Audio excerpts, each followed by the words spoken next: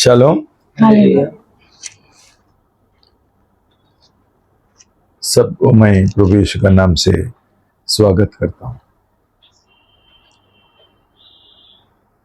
आज का मैसेज है, संदेश है,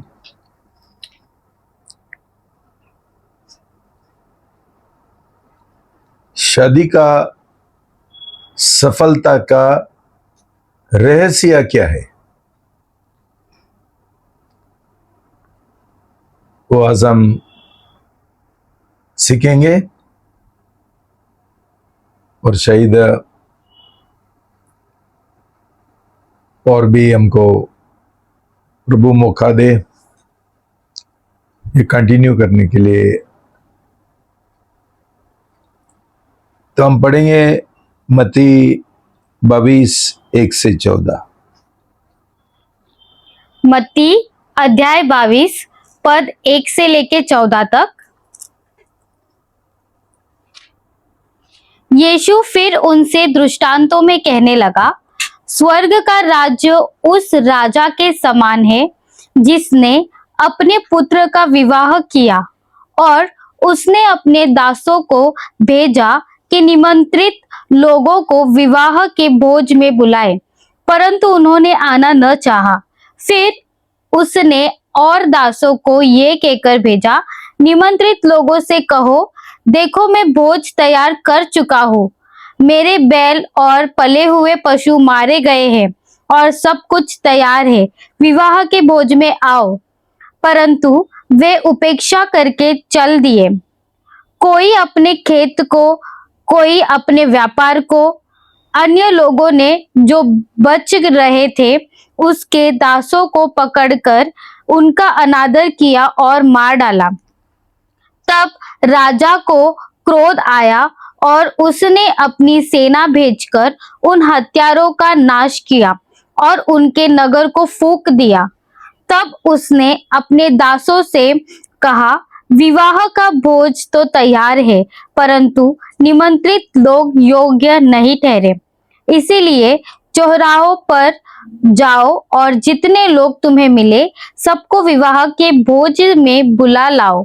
अतः उन दासों ने सड़कों पर जाकर क्या बुरे क्या भले जितने मिले सबको इकट्ठा किया और विवाह का घर अतिथियों से भर गया। जब राजा अतिथियों को देखने भीतर आया तो उसने वहां एक मनुष्य को देखा जो विवाह का वस्त्र नहीं पहने था। उसने उससे पूछा, हे मित्र, तू विवाह का वस्त्र पहने बिना यहाँ क्यों आ गया?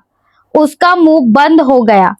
तब राजा ने सेवकों से कहा, इसके हाथ पांव बांधकर उसे बाहर अंधियारे में डाल दो, वहां रोना और दांत पीसना होगा, क्योंकि बुलाए हुए तो बहुत है परंतु चुने हुए थोड़े हैं। ये प्रभु का शब्द है। प्रभु को धन्यवाद। आइए इस वक्त हम ये शब्द के लिए और आज का संदेश के लिए सब मिलकर प्रार्थना करेंगे। प्रभु मैं धन्यवाद देती हूँ प्रभु आज का सुंदर समय के लिए। प्रभु यीशु, सच में प्रभु आपने एक और मौका दिया हमको प्रभु ये सच्चाई जानने के लिए। प्रभु यीशु, सच में प्रभु ये हमारा सौभाग्य है। प्रभु यीशु, प्रभु आज हर एक जन के जो जीवन में ये शादी को लेकर समस्या है प्रभु, शारीरिक जीवन को पहला स्थान है। प्रभु यीशु, सच में प्रभु आज ये वचन के द्वारा प्रभु, ये शब्द के द्वारा, ये संदेश के द्वारा प्रभु, हर एक जो यूट्यूब से सुनने वाले लोग है प्रभु, आपका सही मकसद, ये शादी का उद्देश्य जानने के लिए, उसका न्यू पहचानने के लिए मदद करना प्रभु। आपके वचन के द्वारा हम सबसे बात करना प्रभु यीशु। आपका वचन दो धारी समान छिदे और उसको कार्य में भी लगाने के लिए प्रभु, कि सच में प्रभु यीशु सही शादी के लिए प्रभु आप अनुग्रह देंगे। इसीलिए धन्यवाद। हर एक डिस्टर्बेंस, हर एक जो रुकावट है उसको मैं बांध देती हूँ यीशु के नाम में। और सच में पिताजी के ऊपर आपका अभिषेक उंडेलना प्रभु, वो जो कुछ बोलेंगे प्रभु यीशु, वो एक एक शब्द प्रभु आपकी ओर से प्रभु यीशु, सच में ये ग्रहण करने के लिए हमको दिल देना प्रभु, पवित्र आत्मा उनको अगुवाई करना। ये प्रार्थना प्रभु यीशु आपके नाम से करते, आमीन। शालोम। भाई बहनों, सबसे पहला सवाल ये है, प्रभु यीशु मसीह ने ये दृष्टांत हमको क्यों दिया और वो उसके द्वारा हमको क्या सिखाना चाहता है? ये दृष्टांत के द्वारा हम एक समझ सकते हैं, एक चीज समझ सकते हैं, जो है परमेश्वर का दृष्टिकोण, उसका नजरिया, कि ये पूरा जो संसार है, जगत है, वो एक शादी का ड्रामा है, जहां शादी महत्वपूर्ण है। अभी शादी सब लोग समझते हैं कि एक प्रेम का कहानी है, लेकिन जब भी मनुष्य पापी है, सब मनुष्य और संसार शैतान का बंधन में है, गुलामी में है, ये जो परमेश्वर का एक योजना था शादी के बारे में, वो सब बिगड़ गया। और सही प्रेम क्या है वो भी पापी मनुष्य नहीं समझता है। इसलिए आज संसार में शादी का जीवन इतना कठिन है और असफल है कि लोग थक जाते हैं, तंग हो जाते हैं, और बाद में हर एक शादी में झगड़ा शुरू होता है। और ये लोग कितना ही भी ये लोगों ने डेटिंग किया और प्रेम में है, रिश्ता में है, अंत में हमेशा तलाक होता है झगड़ा के बाद। तो शादी क्या दर्शाता है? दो जान का बीच में प्रेम। लेकिन मनुष्य का दिल पापी है, स्वार्थी है। दो स्वार्थी लोगों का जो शादी होता है वो कभी सफल नहीं हो सकता है। ये लोग एक दूसरे की ओर विश्वास होगी कभी नहीं हो सकते। उनके लिए ये बात बहुत कठिन है। सब लोग गिर जाते हैं और शादी में गड़बड़ होता है और टूट जाती है। तो इसलिए भाई बहनों, ये बहुत महत्वपूर्ण है कि हम समझे परमेश्वर ने शादी क्यों बनाया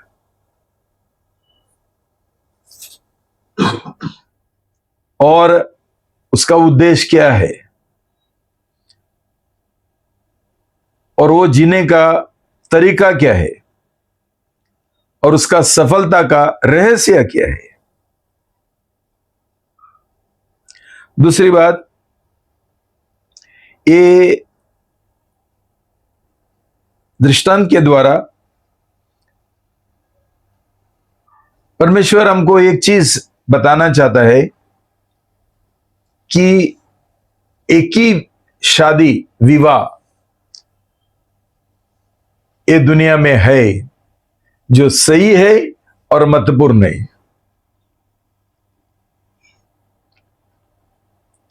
ये शादी है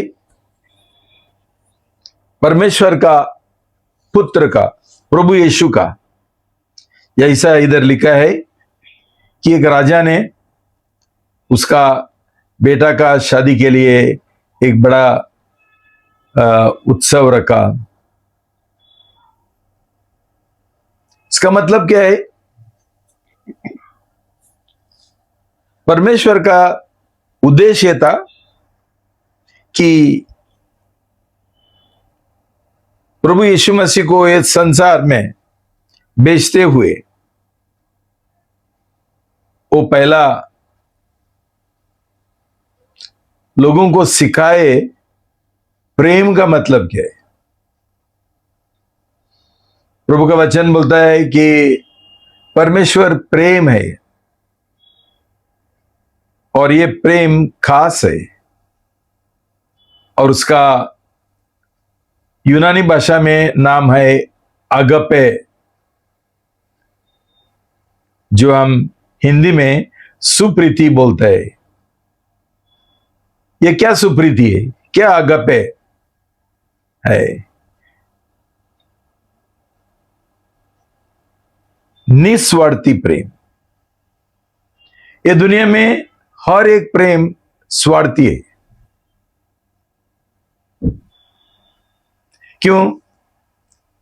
मनुष्य का दिल में स्वयं है, स्वार्थ है। तो ये स्वार्थ पूरा करने के लिए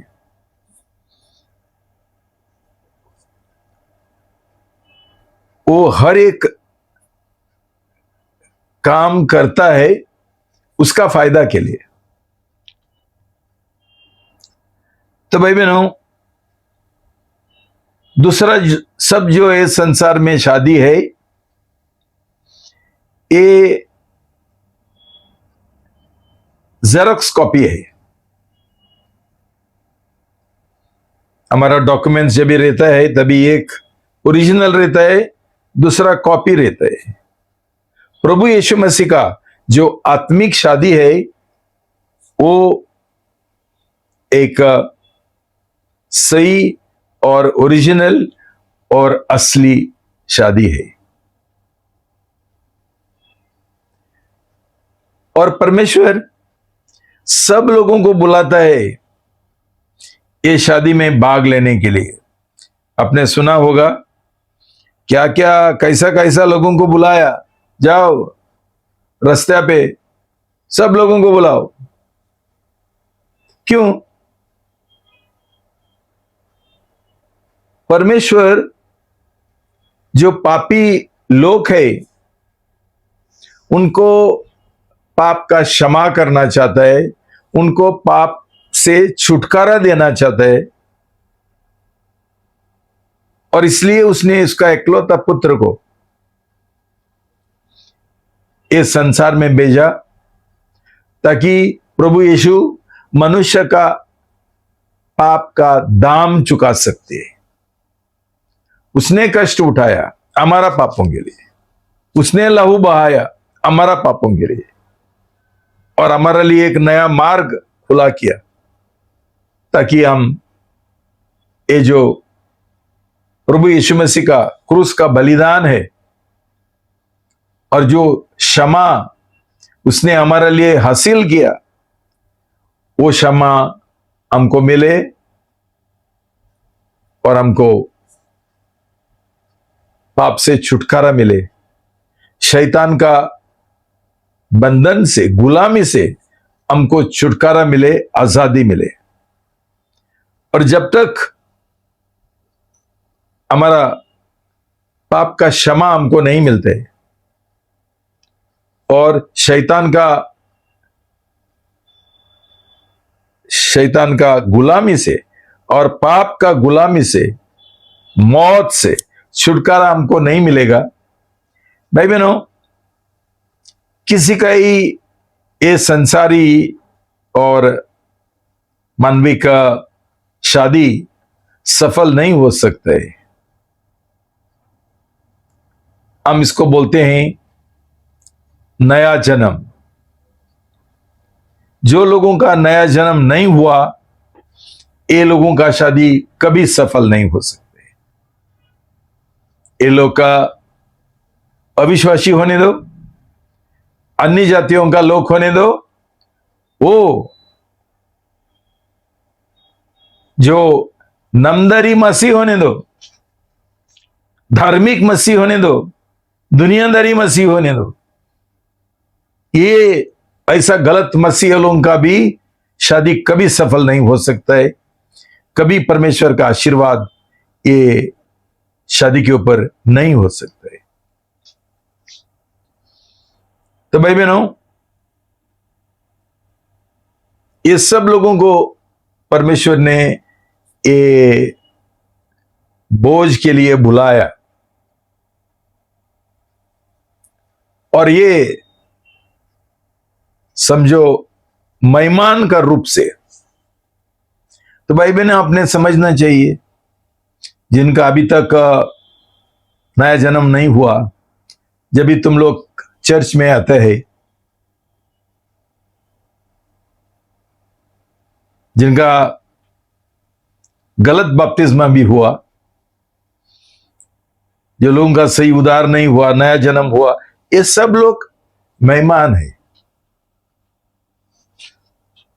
सिर्फ नया जन्म पाए हुए लोग ये परमेश्वर का संतान है।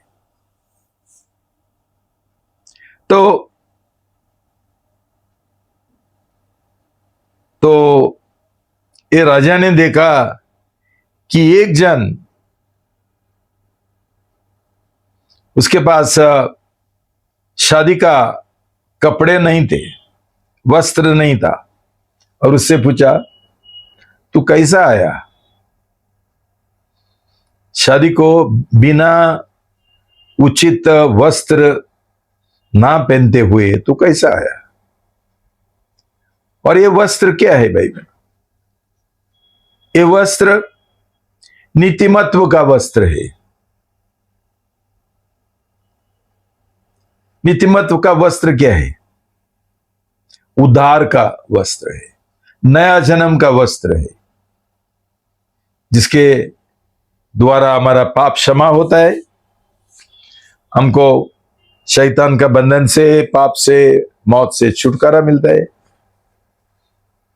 और तभी हम प्रभु यीशु मसीह का दुल्हन बनते हैं और प्रभु यीशु के साथ हम आत्मिक शादी करते हैं। तो क्या हो गया? पर राजा ने बोला, इसको निकाल दो और अंधियारा में फेंक दो, जिधर क्या है रोना धोना और दांत पीसना। इसके द्वारा हम समझ सकते हैं कि हर एक व्यक्ति जो ये संसारी शादी करना चाहता है, उसका पहला नया जन्म होना चाहिए। आज तो सब लोग शादी करते हैं, लेकिन किसी का नया जन्म नहीं होता है। ऐसा ही गलत बपतिस्मा लेकर, झूठा बपतिस्मा लेकर ये लोग सोचते हैं ये लोग प्रभु का शिष्य बन गया, उनका पाप क्षमा हुआ। नहीं भाई बहनों, सब लोग आके मुझे बोलते हैं मैंने बपतिस्मा लिया। मैंने बोला तेरा बपतिस्मा झूठा है, नया जन्म नहीं हुआ। तो ऐसा लोगों का क्या हो जाएगा? ध्यान में रखना, सब लोग नरक में जाएंगे। ये अविश्वासी अन्य जातियों का लोग होने दो, ना तो नामदारी मसीह होने दो, दुनियादारी मसीह होने दो, धार्मिक मसीह होने दो। ये लोग धार्मिक मसीह है। उन्होंने मसीह जीवन को एक धर्म बनाया, ये गलत है।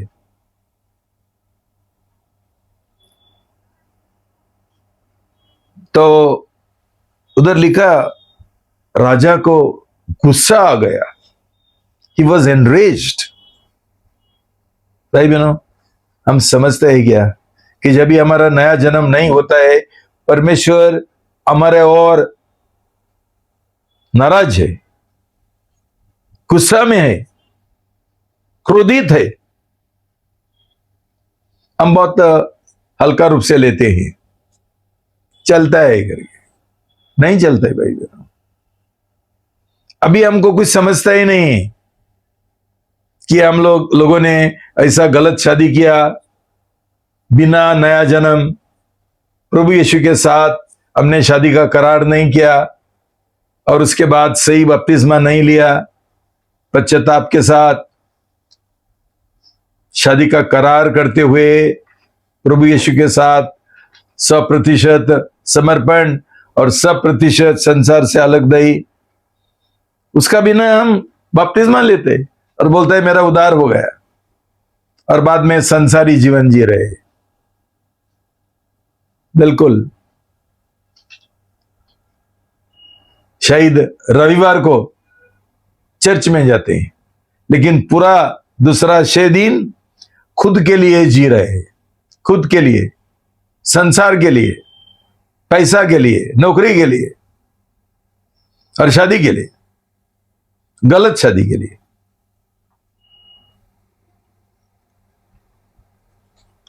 और ऐसा लोगों का राजा जो परमेश्वर है, वो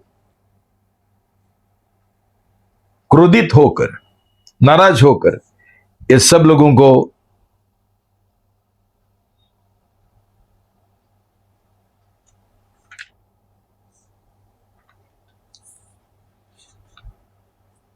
सजा देगा।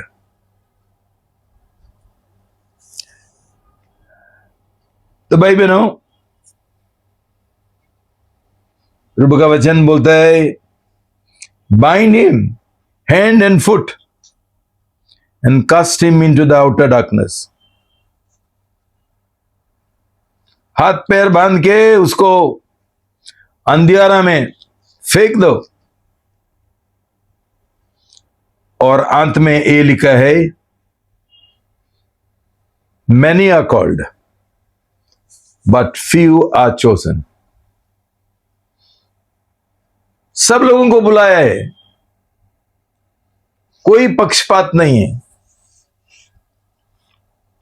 प्रभु यीशु के साथ ये आत्मिक शादी करने के लिए सब लोगों को बुलाया है, लेकिन बहुत लोग इनकार करते हैं। दूसरा, लोग झूठे मसीह बनते हैं। नहीं चलेगा। ये लोगों का संसारी जो शादी है, उसके और परमेश्वर का आशीर्वाद नहीं रहेगा। शायद संसारी कोई आशीष मिलेगा और बाद में बहुत खुश है, हमारा शादी बराबर चलता है, कि मेरे पास बड़ा घर है, अच्छा नौकरी है, पैसा है, मैं घूमने के लिए जा रहा हूं और सब कुछ बराबर चलता है। लेकिन आत्मिक जीवन, आत्मिक तौर से हम पाप का जीवन जी रहे हैं, कि हमारा उद्धार नहीं हुआ, हमारा नया जन्म नहीं हुआ। तो भाई बहनों, हम समझना चाहिए कि ये एक भोजन को बुलाने से परमेश्वर हमको क्या बोलना चाहता था।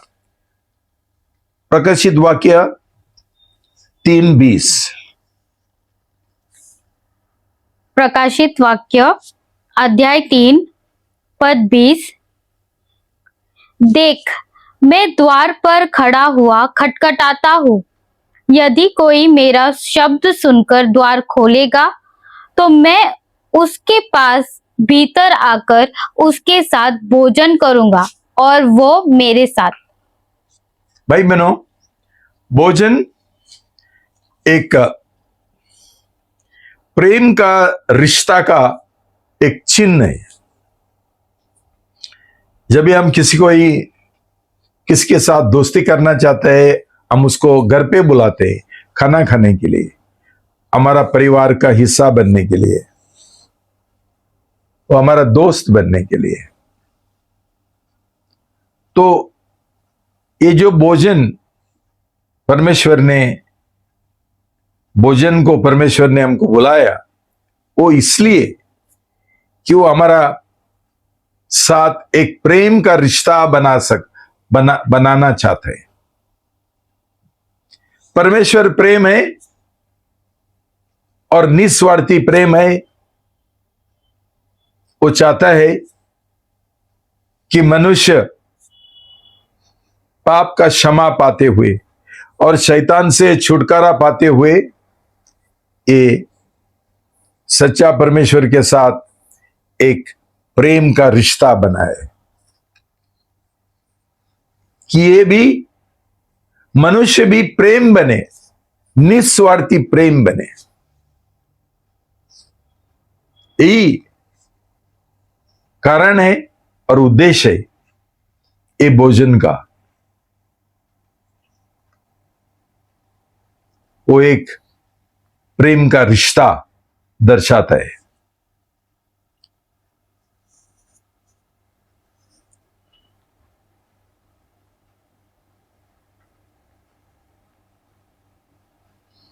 तो इसका मतलब क्या है? प्रभु ने ये संसारी जो शादी है इसलिए ये नजर से स्थापित किया ताकि हम ये समझे, ये सच्चाई हम समझे कि पहला हमारा नया जन्म होने का है, प्रभु यीशु के साथ हमारा शादी का करार करना है, उसके साथ हमको शादी करना है, आत्मिक शादी, और हम ये निस्वार्थी प्रेम का जीवन जीने के लिए सीखना है। और ये निस्वार्थी प्रेम का जीवन हम पहला हमारा खुद का शादी का जीवन में जीना है। जब भी पति और पत्नी का उद्धार नहीं हुआ, ये लोग झगड़ते रहेंगे और बाद में फूट आ जाएगा, तलाक आ जाएगा। लेकिन जो नया जन्म पाए हुए पति और पत्नी है, ये लोग प्रभु यीशु मसीह का मदद के द्वारा, अनुग्रह के द्वारा पाप के ऊपर विजय पाएंगे, स्वयं के ऊपर विजय पाएंगे, निस्वार्थी जीवन के ऊपर विजय पाएंगे।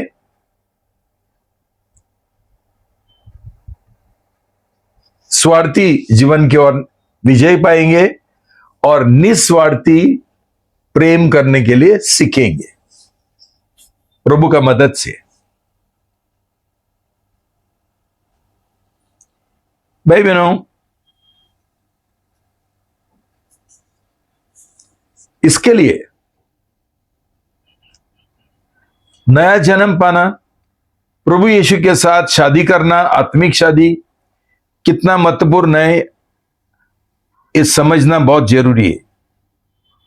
जैसा मैंने उनको बोला, ये पूरा जो जगत है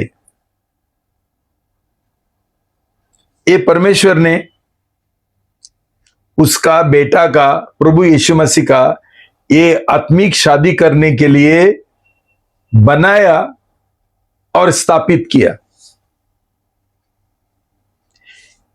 ये जगत का दूसरा कोई उद्देश्य नहीं है,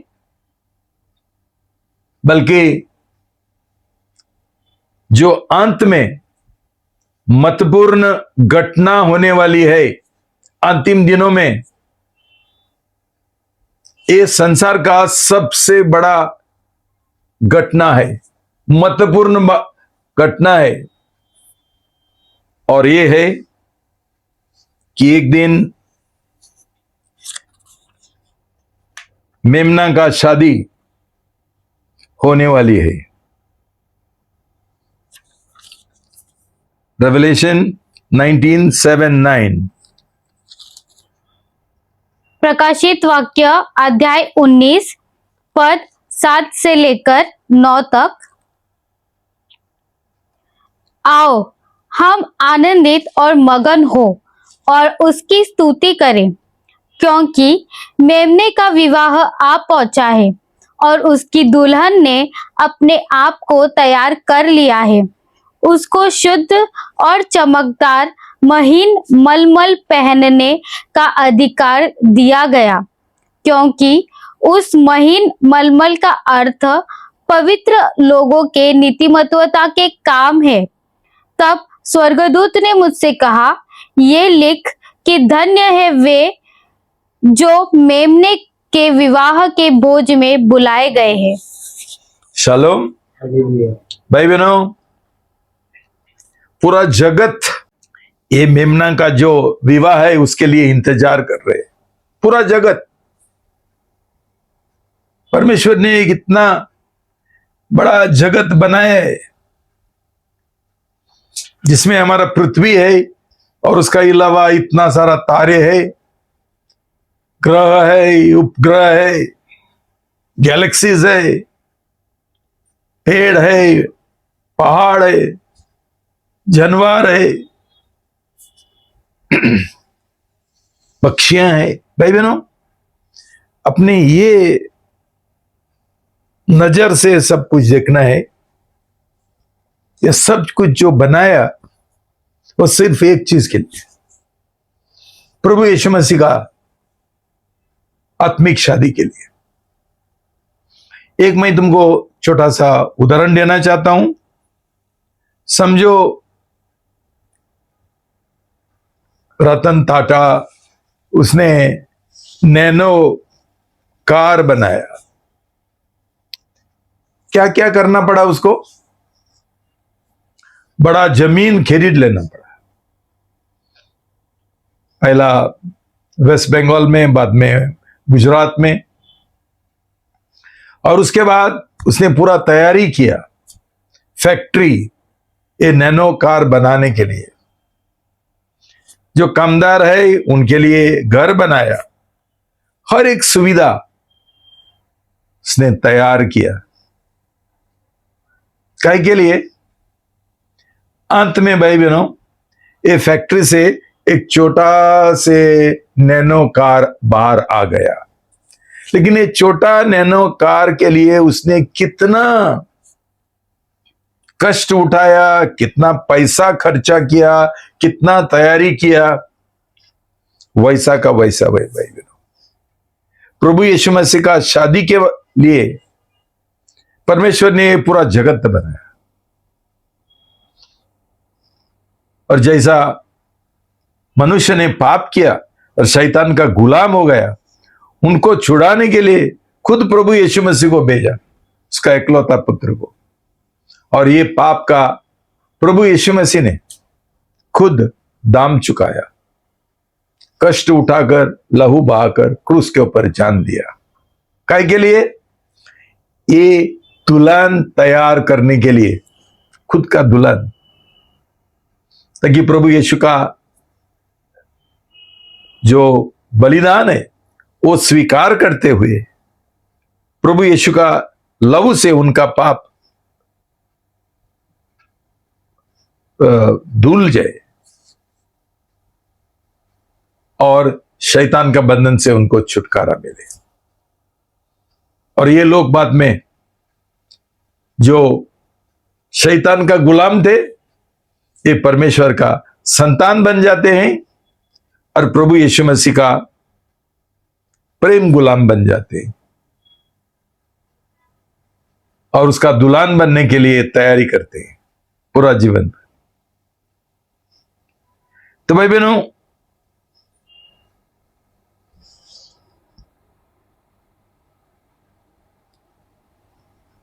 प्रभु यीशु मसीह का जो दुल्हन है वो एक व्यक्ति नहीं है, ये जो लोगों का नया जन्म हुआ, जो व्यक्ति है, विश्वासी है, और जिनको हम बोलते हैं कलीसिया, ये लोग है। कलीसिया क्या है? एक ऐसा लोक है जिनको प्रभु यीशु मसीह ने उसका लहू से धो लिया, उनका पाप क्षमा हुआ, उनका जीवन का परिवर्तन हुआ। भाई बहनों, ये सही मसीह है, विश्वासी है, प्रभु यीशु मसीह का शिष्य है, जिनका जीवन में परिवर्तन हो गया, पाप से उनको छुटकारा मिला, और अभी ये लोग प्रभु यीशु का जैसा उसका स्वभाव के अनुसार बनना चाहते हैं। क्यों? हमको दुल्हन बनने गए तो नया जन्म पाने से काफी नहीं है। हम लोगों ने ये उधार का दिन प्रतिदिन खेती बाड़ी करना है और प्रभु यीशु मसीह का स्वभाव में बढ़ना है। क्या है ये स्वभाव? परमेश्वर निस्वार्थी प्रेम है और हम में भी निस्वार्थी प्रेम में बढ़ना है। बढ़ते बढ़ते हम प्रभु यीशु का जैसा बन जाएंगे, हम भी निस्वार्थी प्रेम बन जाएंगे और तभी प्रभु यीशु हमसे शादी करेगा। तो ये शादी सामूहिक है, कलीसिया पूरा एक दुल्हन बन जाती प्रभु यीशु मसीह का।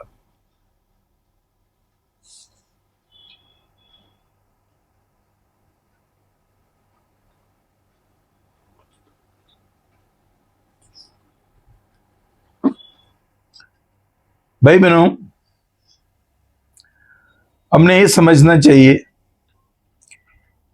कि ये शादी का जो योजना है वो मनुष्य का योजना नहीं है।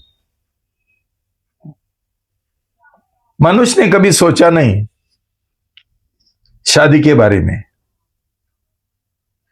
वो कुछ नहीं जानता है। शादी परमेश्वर ने स्थापित किया, इसलिए आज मनुष्य शादी कर रहे हैं, लेकिन उनको बिल्कुल मालूम नहीं है नंबर 1 शादी किसने स्थापित किया और शादी का उद्देश्य क्या है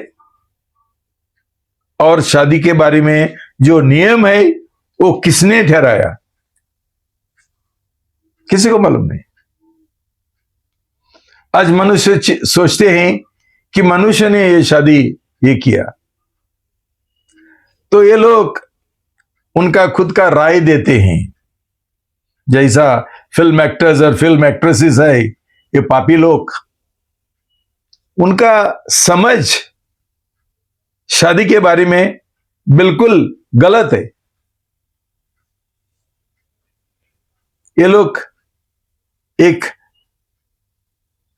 पापी रीति से शादी करते हैं और पापी रीति से शादी का जीवन जी रहे। क्यों? प्रभु यीशु मसीह को नहीं जानते और उनका उद्धार नहीं हुआ, नया जन्म नहीं हुआ। संसार का लोग भी बहुत सारा उनका राय देते हैं कि ऐसा होना चाहिए, वैसा होना चाहिए। भाई बहनों, जब भी शादी उन्होंने स्थापित नहीं किया, उनको क्या अधिकार है उनका खुद का नियम बनाने के लिए? आज तो इतना शादी का जो हालत है इतना बिगड़ गया कि अभी लोग ये होमोसेक्सुअल मैरिजेस करते हैं, उसको बोलता है समलिंग। आदमी आदमी के साथ, पुरुष पुरुष के साथ और स्त्री स्त्री के साथ। यह परमेश्वर का उद्देश्य नहीं था। परमेश्वर का उद्देश्य था आदम और हवा। तो भाई बहनों, हम परमेश्वर ने आदम को जो बनाया वो कैसा बनाया और क्या हुआ हम जानते हैं उत्पत्ति से। परमेश्वर ने खुद बोला, आदम को एक साथी का, उसका जैसा साथी का जरूरी है। बेचारा आदम को कुछ मालूम नहीं था। जैसा उसको बनाया, वो खड़े होकर परमेश्वर से नहीं पूछा शादी करने के लिए स्त्री किधर है, उसको कुछ मालूम नहीं था। तब स्त्री नहीं था, कुछ नहीं था, कोई औरत नहीं था। परमेश्वर ने सोचा उसका जरूरत, और उसने बोला मैं उसके लिए एक साथी बनाऊंगा, और हवा को बनाया और उनको दोनों जान को एक किया, शादी की ओर आशीर्वाद दिया और बोला फलना। भाई बहनों, शादी कितना पवित्र है ये हम समझना बहुत जरूरी है। इंसान ने, जो पापी है, जन्म से पापी है और शैतान का बंधन है, उन्होंने शादी का वाट लगाया। क्यों? क्यों? शादी में एक सेक्स है, तो ये लोग शादी सिर्फ सेक्स के लिए करना चाहते हैं, लेकिन कभी खुश नहीं होते हैं। एक औरत पूरा नहीं होता है उनको, अलग अलग चाहिए, इसलिए ये व्यभिचार का जीवन जी रहे हैं। मतलब ये जो एक सुंदर सेक्स जो परमेश्वर ने बनाया था, एक खास पवित्र उद्देश्य के लिए, उन्होंने उनको इतना खराब कर दिया कि आज कौन सा भी शादी बराबर नहीं चलता है अविश्वासी लोगों का। ऐसा ही लोग हमारे पास आते हैं ताकि हम प्रार्थना करें और उनको प्रभु का जो सही मार्ग है वो हम उनको सिखाए और उनका शादी सुधार हो सके और सही शादी का जीवन जिए।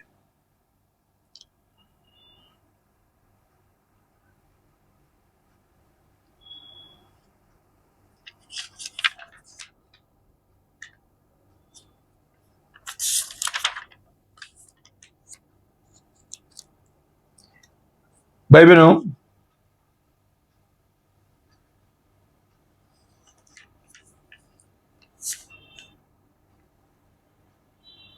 जो परमेश्वर ने शादी स्थापित किया मनुष्य के लिए, उसके बारे में हम थोड़ा पढ़ेंगे। इफिसी 5:32-33। इफिसियो अध्याय 5 पद 32 और 33। यह भेद तो बड़ा है, पर मैं यहाँ मसीह और कलीसिया के विषय में कहता हूँ, पर तुम में से हर एक अपनी पत्नी से अपने समान सुप्रीति रखे और पत्नी भी अपने पति का भय माने। पद 27 पढ़ेंगे। और उसे एक ऐसी तेजस्वी कलीसिया बनाकर अपने पास खड़ी करे जिसमें न कलंक, न झुर्री, न कोई और ऐसी वस्तु हो, वरन पवित्र और निर्दोष हो। यहां परमेश्वर शादी को एक रहस्य बोलते हैं, भेद बोलते हैं। क्यों? वो जो संसारी शादी है, वो प्रभु यीशु का आत्मिक शादी के साथ वो जोड़ता है। इसलिए ये एक रहस्य है। मतलब मनुष्य का जो शादी है वो अकेली खड़ा नहीं रह सकता है बिना प्रभु यीशु मसीह का शादी। तो इसका मतलब क्या है कि हमको सही शादी जीना है और सफलता पाना है, तो ये शादी तभी होगी सफल जब ये हमारा पहला प्रभु यीशु के साथ शादी हुआ। प्रभु बोलता है कि उसका दुल्हन कैसा होना चाहिए, पवित्र होना चाहिए, निष्कलंक होना चाहिए, निर्दोष होना चाहिए, एक दुल्हन। तो भाई बहनों, हमारा शादी में भी एक दूल्हा दुल्हन ऐसा ही होना चाहिए, पवित्र, निर्दोष, निष्कलंक, बिना जुरी। भाई बहनों, हम सोच भी सकते हैं क्या ऐसा दूल्हा दुल्हन का आज ये दुनिया में, जो लोगों का नया जन्म नहीं हुआ,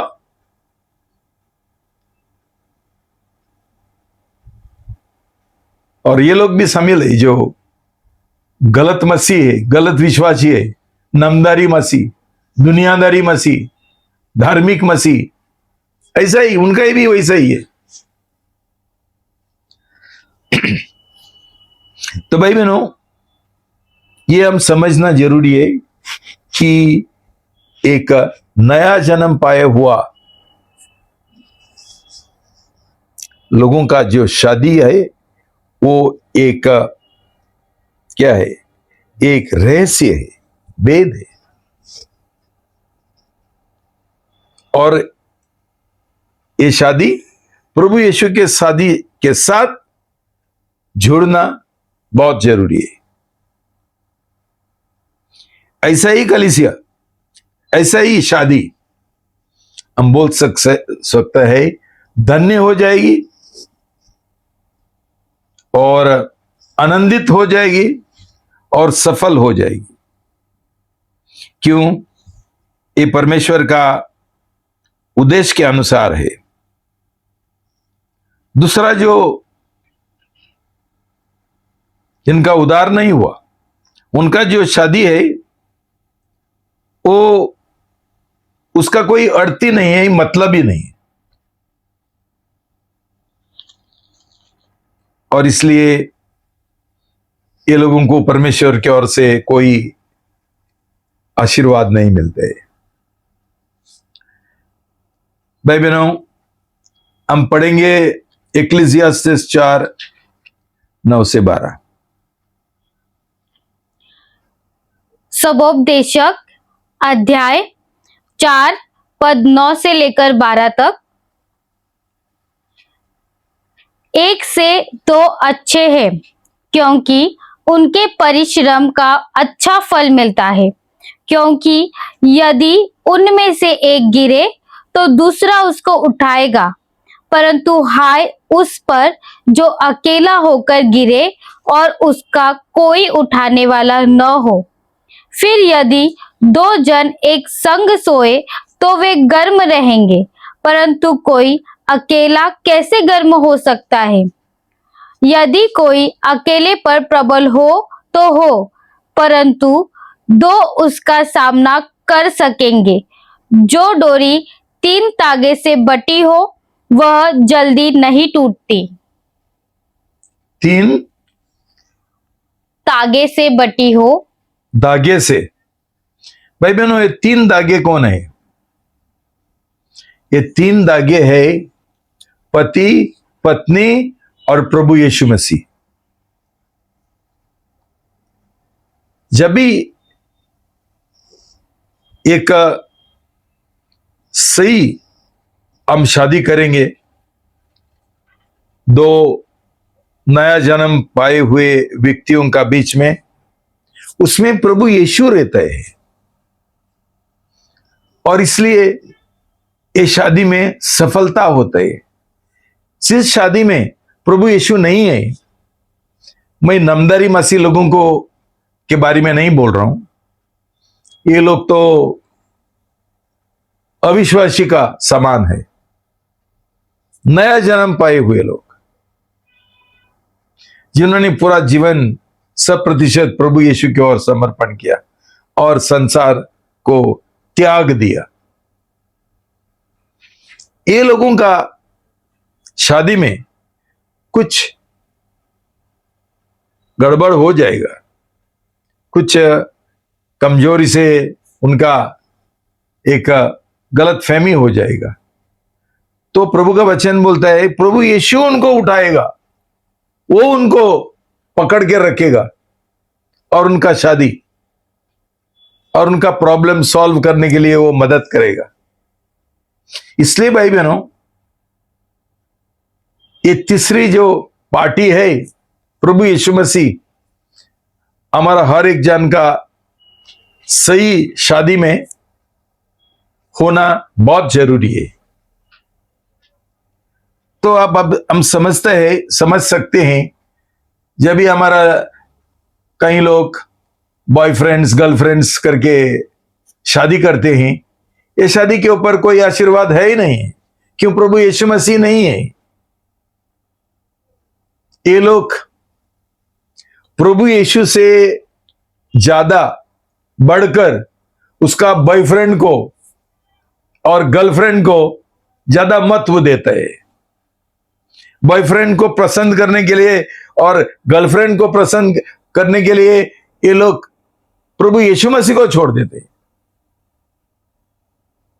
कई लोग ज्यादा होशियार है, बोलते हैं हम लोगों ने प्रभु यीशु मसीह को छोड़ा नहीं है, लेकिन ये लोगों ने छोड़ दिया क्यों? ये प्रभु यीशु मसीह का जो वचन है और नियम है उसके अनुसार शादी करने के लिए तैयार नहीं है। क्यों? प्रभु यीशु मसीह ने बिल्कुल साफ साफ हमको सिखाया कि ऐसा शादी नहीं हो सकता है। 2 कुरिन्ती 6:14-18। 2 कुरिन्तियों अध्याय 6 पद 14 से लेकर 18 तक। अविश्वासियों के साथ असमान जुए में न जुटो, क्योंकि नीतिमत्वता का और अनीतिमत्वता का क्या मेल जोल, या ज्योति और अंधकार की क्या संगति, और मसीह का बलियाल के साथ क्या लगाव, या विश्वासी के साथ अविश्वासी का क्या नाता, और मूर्तियों के साथ परमेश्वर के मंदिर का क्या संबंध, क्योंकि हम तो जीवते परमेश्वर के मंदिर है। जैसा परमेश्वर ने कहा है, मैं उनमें बसूंगा और उनमें चला फिरा करूंगा, और मैं उनका परमेश्वर हूंगा और वे मेरे लोग होंगे। इसीलिए प्रभु कहता है, उनके बीच में से निकलो और अलग रहो। 1 मिनट भाई बहनों, ये साफ साफ है। पहला नया जन्म पाना है, कोई भी होने लो, लड़का और लड़की, और उसके बाद ये लोग जिनका नया जन्म नहीं हुआ उनके साथ कभी शादी नहीं कर सकते।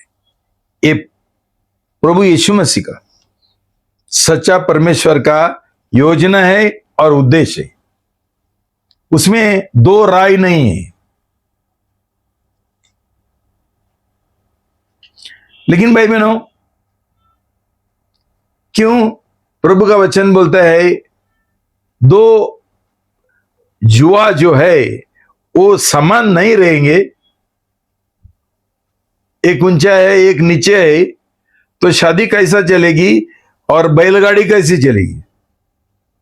हमेशा गड़बड़ हो जाएगा, गिरते रहेंगे। क्यों? आज समान है, एक है नया जन्म पाया हुआ और दूसरा वो दूसरी अविश्वासी है जो प्रभु यीशु को नहीं जानता है।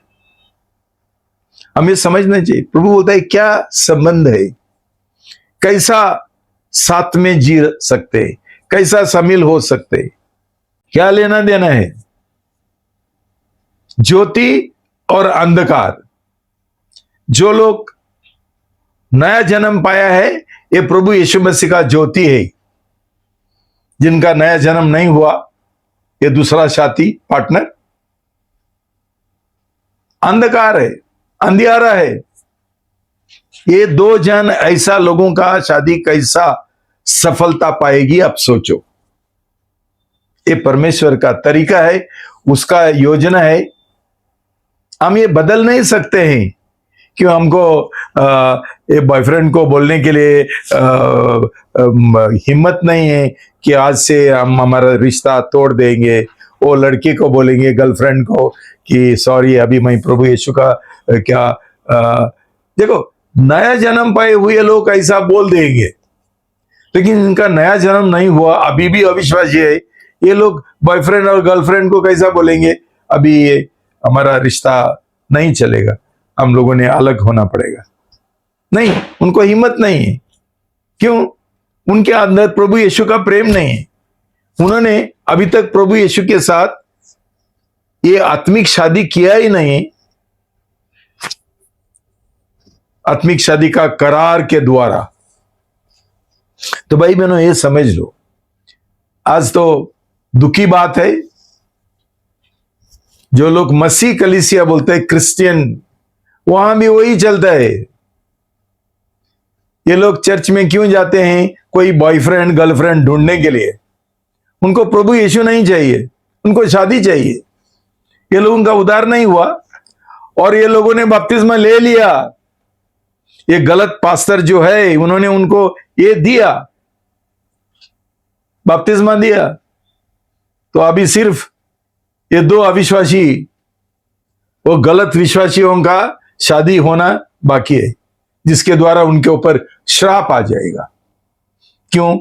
दोनों जान का नया जन्म नहीं हुआ, ये झूठे दो मासी और विश्वासी है। इसीलिए प्रभु कहता है, उनके बीच में से निकलो और अलग रहो। निकलो। ऐसा जो तुम्हारा कोई रिश्ता है, संबंध है, निकलो। सगाई करो नहीं बोलते, निकलो। लेकिन भाई बहनों, जिनको ये कुछ समझता ही नहीं है, जिनका नया जन्म नहीं हुआ, ये लोग अभी भी अविश्वासी है, ये लोग क्या समझेंगे? चर्च में जाते हैं और गलत ये करते हैं, शादी करते हैं, सोचते हैं बस वो कोई तो एक कौन सा एक कलीसिया का सदस्य है, विश्वासी है, हम कर सकते। उनका नया जन्म हुआ नहीं हुआ, उसका स्वभाव क्या है, वो कौन ढूंढता है? उसके बारे में कौन फाइंड आउट करता है? कोई नहीं है। नौकरी क्या है, महीना का उसका सैलरी कितना है, उसने क्या पढ़ाई किया, कितना बड़ा घर है, बस ये संसारी बातों के ओर आधारित हम शादी तय करते हैं। आज ये चल रहे हैं। लेकिन भाई बहनों, हमारा कलीसिया में मैं साफ साफ ये मना किया है, जो प्रभु का वचन के खिलाफ है। भाई बहनों, हमने समझना चाहिए कि जो लोग खुद को नया जन्म पाए हुए बोलता है, विश्वासी बोलता है, मसीह बोलता है, ये जो प्रभु का वचन है,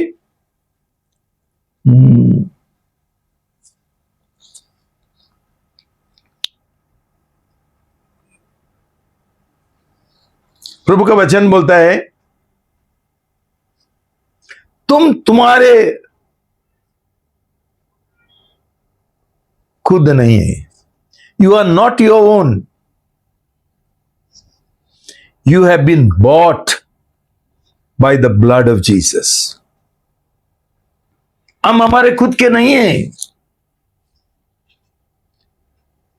लेकिन हमको प्रभु यीशु मसीह ने उसका लहू से खरीद लिया। इसका मतलब क्या है? हम प्रभु यीशु मसीह का है।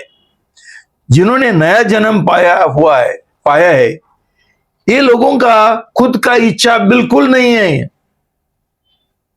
लेकिन शादी का समय ये लोग खुद का इच्छा के अनुसार शादी करते हैं, इसलिए श्रापित है। क्यों? ये लोगों का नया जन्म नहीं हुआ, ये प्रभु यीशु मसीह का प्रेम गुलाम नहीं है। तो उनको जो प्रभु यीशु है, जो उनका मालिक होना मांगता था, जो उनका प्रभु होना मांगता था, जो उनका बादशाह होना मांगता था, उसका इच्छा क्या है, उनको बिल्कुल ये नहीं है, परवाह नहीं है। ये लोग खुद अरेंजमेंट करते हैं उनका शादी का। कभी कभी कलीसिया गलत है, आजकल तो सब कलीसिया गलत है। क्यों? प्रभु का वचन के अनुसार नहीं चल रहे और कोई उनको सिखाते भी नहीं है। क्यों? ये कहीं कलीसिया का जो जो शिक्षा है, उपदेश है, डॉक्ट्रिन है, वो गलत है, लेकिन परवाह नहीं है। लड़की का भी नया जन्म नहीं हुआ, लड़का का भी नहीं हुआ, चलता है फिर भी। और क्या बोलता है मालूम है? सब लोगों का उद्धार हुआ। आज जो ये आता है क्या, बायोडाटा क्या बोलते हैं उसको, प्रोफाइल, प्रस्ताव आता है उनका जीवन का, जो ये लोग सब झूठ है। जिनका नया जन्म भी नहीं हुआ बोलता है मेरा I am born again Christian. क्यों? उनको समझते ही नहीं बॉर्न अगेन का मतलब क्या है और बॉर्न अगेन कैसा होना चाहिए, परवाह नहीं। क्यों? ये नया जन्म पाए हुए लोग होते थे ना, तो कभी प्रभु यीशु मसीह उनका जो प्रभु है उसका वचन का खिलाफ कभी शादी नहीं करते थे। इसके द्वारा मालूम पड़ता है ये लोगों का नया जन्म नहीं हुआ। ये सब लोग शादी करके मार खाने के लिए उठा है, बर्बाद जीवन बर्बाद करने के लिए तैयार है। तो प्रभु का वचन बोलता है, और कुछ है पढ़ने का उसके आगे 14 से 18, और अशुद्ध वस्तु को मत छुओ। अशुद्ध वस्तुओं को मत छुओ। जो अविश्वासी लड़का है, लड़की है, उसको छुओ मत, बाहर आ जाओ। ऐसा ऐसा रिश्ता से बाहर आ जाओ, ऐसा कलीसिया से, गलत कलीसिया से बाहर आ जाओ। बाद में तो मैं तुम्हें ग्रहण करूंगा, तभी मैं तुमको ग्रहण करेगा। भाई बहनों, हम अलग होने के लिए तैयार नहीं हैं। ये संसार का कीचड़ में हम शादी करना चाहते हैं कि सब लोगों को शादी चाहिए। ये पापी लोगों का एक बड़ा तमन्ना है, सेक्स चाहिए उनको। लेकिन सही रीति से जैसा परमेश्वर ने शादी बनाया था और उसका उद्देश्य के अनुसार कोई शादी करने के लिए तैयार नहीं, इसलिए उनका शादी का जीवन में उनको सफलता नहीं मिलेगा। और एक अभी हाल ही में और एक दिक्कत पैदा हुआ। मेरा उम्र हो गया, कोई मिलता ही नहीं। भाई बहनों, मैं आपसे पूछना चाहता हूं, तुम लोग विश्वासी है? विश्वासी का मतलब क्या है? कि ये लोग अंत तक प्रभु यीशु की ओर निर्भर रहते हैं, कुछ भी होने दो। जब भी हम लोग का बीमार है तभी हम बोलते हैं, डॉक्टर बोलते हैं मैं कुछ नहीं कर सकता हूं, तभी हम करते हैं परमेश्वर तू कुछ तो करो ना। जब भी हमारा बच्चा नहीं होता है और हम बहुत इलाज किया, कुछ नहीं होता है, बाद में परमेश्वर तू कुछ तो करो ना। भाई बहनों, शादी का समय ऐसा विश्वास के साथ हम नहीं जी सकते। तभी तभी प्रभु यीशु नहीं है, तभी परमेश्वर नहीं है हमारा शादी का जीवन में हमको मदद करने के लिए। तभी हम क्यों अविश्वासी बन जाते हैं और घाई करके किधर भी उड़ी मारते हैं? कौन सा ही लड़का के साथ शादी करते हैं, कौन सा ही लड़की के साथ शादी करते हैं? क्यों?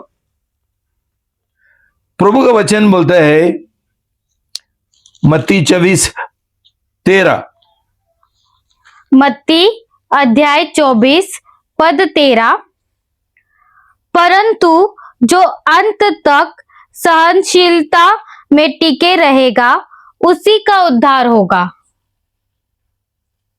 परमेश्वर का वचन बोलता है तू विश्वासी है ना, अंत तक धीराज के साथ रुकना, इंतजार करना, बात जोना, ये सही विश्वासी का काम है।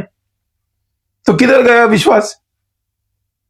डर के साथ, अविश्वास के साथ, अभी मेरा शादी होगा नहीं होगा, इसका मतलब तेरा नया जन्म नहीं हुआ। तू विश्वासी नहीं है, तू अविश्वासी है। भाई बहनों,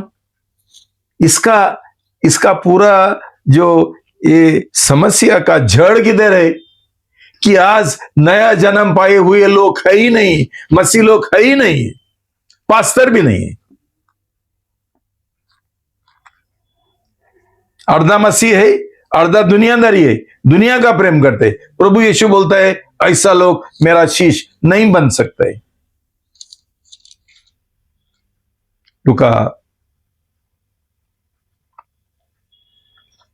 लुका का सुसमाचार में ये लिखा है, नहीं हो सकता है। सब कुछ हम छोड़ेंगे नहीं और विश्वास का जीवन हम नहीं जिएंगे। हम खुद का इच्छा के और नहीं मरेंगे, स्वयं को इनकार नहीं करेंगे। हम प्रभु का शिष्य नहीं है। मतलब तू जब भी शादी करता है, याद रखना तू विश्वासी नहीं है, तू शिष्य नहीं है, तो अविश्वासी है। प्रभु बोलता है ऐसा गलत कलीसियाओं से बाहर आ जाओ, और सब जो आजू बाजू है ये ऐसा ही कलीसिया है। बिजनेस, पवित्रता नहीं है, अलगदही नहीं है, 100% ये नहीं है, समर्पण नहीं है, सही पश्चाताप के साथ, दिमाग का नहीं है, दिल का पश्चाताप के साथ रो रो के पाप कबूल करते हुए ये लोगों ने पश्चाताप नहीं किया, क्षमा नहीं मांगा। पश्चाताप का बिना बपतिस्मा लिया, समर्पण का बिना और अलगदही का बिना बपतिस्मा लिया। कैसा नया जन्म हो सकता है? वो जो हमारा अंदर जुना मनुष्य है, स्वयं खुद का इच्छा, उसको क्रूस के ऊपर चढ़ाने का है। और ये काम प्रभु यीशु करता है चमत्कार का रीति से। बपतिस्मा का समय क्यों हमने ये पहला करार किया, पहला ये निर्णय हमने लिया, इसलिए प्रभु ये चमत्कार करता है और हमको नया दिल देता है, हम नया मनुष्य बन जाता है। ये सब कुछ नहीं होता है आज का कलीसिया में, बहुतेक कलीसिया में ऐसा ही 2 पैसा का बपतिस्मा, पानी का बपतिस्मा।